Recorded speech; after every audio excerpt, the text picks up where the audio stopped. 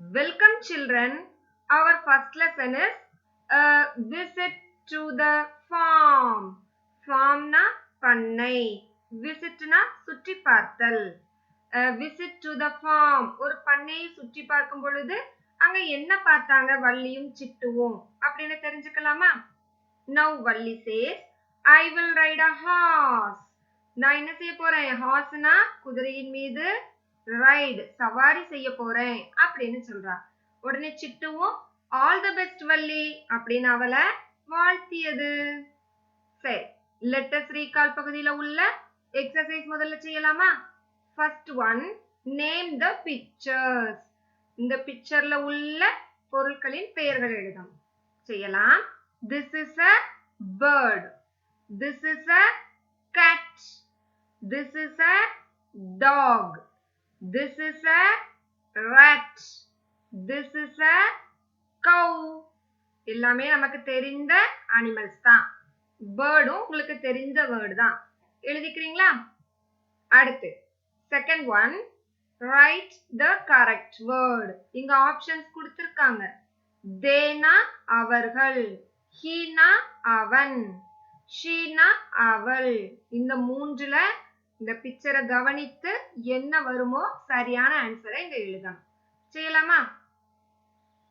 பிக்சரை கவனிங்க. Dash is eating an apple. பாருங்க, he எழுதணும். He is eating an apple. ஓகேவா?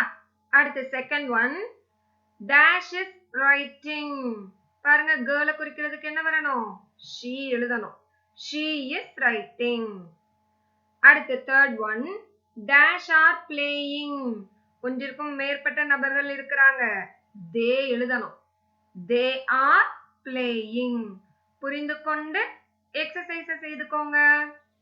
அடுத்து லுக் அண்ட் சே பகுதியில நாம பேர்ட், அப்புறம் சில இன்செக்ட்ஸ், சில அனிமல்ஸோட லிவிங் பிளேசஸ், வாழிடங்களை பற்றி படிக்க போறோம். மனிதர்களாகிய நம்முடைய வாழிடம் எது? கெஸ் பண்ணிட்டீங்களா? நம்முடைய வாழிடம், நம்முடைய லிவிங் பிளேஸ ஹவுஸ்னு சொல்லுவோம். ஹோம்னு சொல்லலாம். ஹோம், ஹவுஸ் எல்லாமே வீடு தான். ஓகேவா? ஓகே, இப்போ லுக் அண்ட் சே பகுதியில் உள்ள வேர்ட்ஸை படிக்கலாமா? Bird, nest. Bird, next.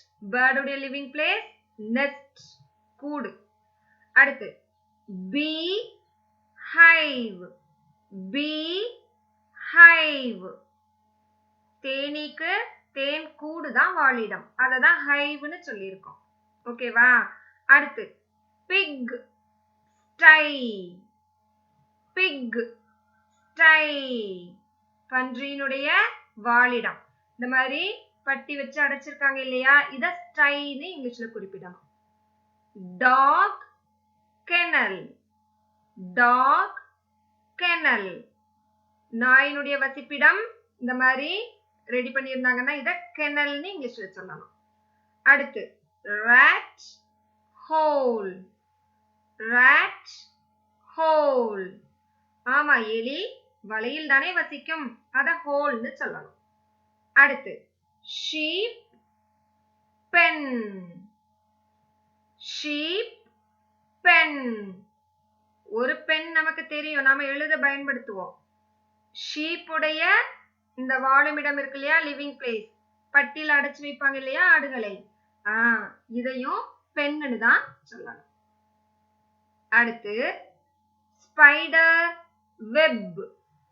Spider web, சிலந்திக்கு வலை, வலையதான் வெப்னு சொல்லணும்.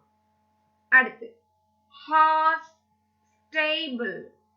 ஹார்ஸ் ஸ்டேபிள், ஹார்ஸ் உடைய லிவிங் பிளேஸ் ஸ்டேபிள். அடுத்து கவ் ஷெட். கவ் ஷெட், மாடை நம்ம தொழுவத்தில் கட்டி வைத்திருக்கோம் சொல்லுவோம் இல்லையா, தொழுவம், அதுதான் இங்கிலீஷ்ல ஷெட்னு சொல்லணும். அடுத்து டக் பாண்ட். டக் பாண்ட், வாத்து குளம். ஓகேவா? விரல் வைத்து நீங்களும் இந்த வேர்ட்ஸ் எல்லாம் சொல்லி பழகுங்க. Thank you children.